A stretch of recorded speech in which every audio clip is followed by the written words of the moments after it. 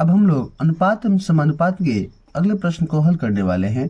प्रश्न है, यदि 3a बराबर 4b बराबर 5c तो a अनुपात b अनुपात c ज्ञात कीजिए। देखिए, इस प्रश्न को हम लोग पिछले प्रश्न की तरह ही हल करना सीखेंगे। देखिए, ये तीनों आपस में बराबर हैं। 3a बराबर 4b बराबर 5c। अगर ये तीनों आपस में बराबर हैं तो ये किसी कांस्टेंट वैल्यू k के भी बराबर होंगे। तो इसको हम लिख सकते हैं ऐसे कि 3a बराबर k, 4b बराबर k, 5c बराबर k। तो a का वैल्यू क्या होगा? 1/3 k, या फिर k/3 भी कर सकते हैं।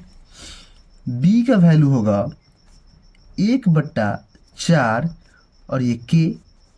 c का वैल्यू होगा 1/5 और ये k सब में कॉमन है तो k को हम कैंसिल कर सकते हैं। तो a का वैल्यू आ रहा है 1/3, b का 1/4 और c का 1/5।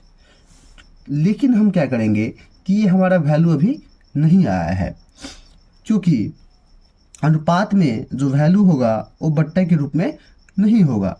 इसको हम क्या करेंगे कि कुछ इस प्रकार से लिखेंगे।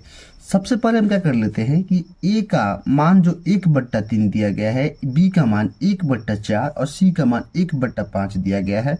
तो 3, 4 तथा 5 का हम एलसीएम ले लेते हैं।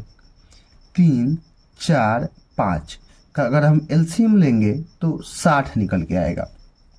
ठीक है, तो 1/3, a का वैल्यू कैसे निकालेंगे? तो 1/3 निकला है तो इसमें हम 60 से मल्टीप्लाई कर लेते हैं। उसी प्रकार से b का जो वैल्यू है 1/4 आया है तो उसमें भी हम 60 से मल्टीप्लाई कर दे रहे हैं।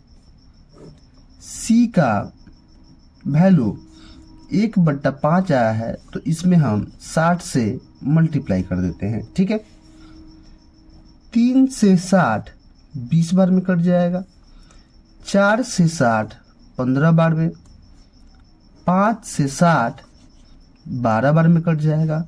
तो a का मान 20 आ गया, b का मान 15 और c का मान 12 आ गया।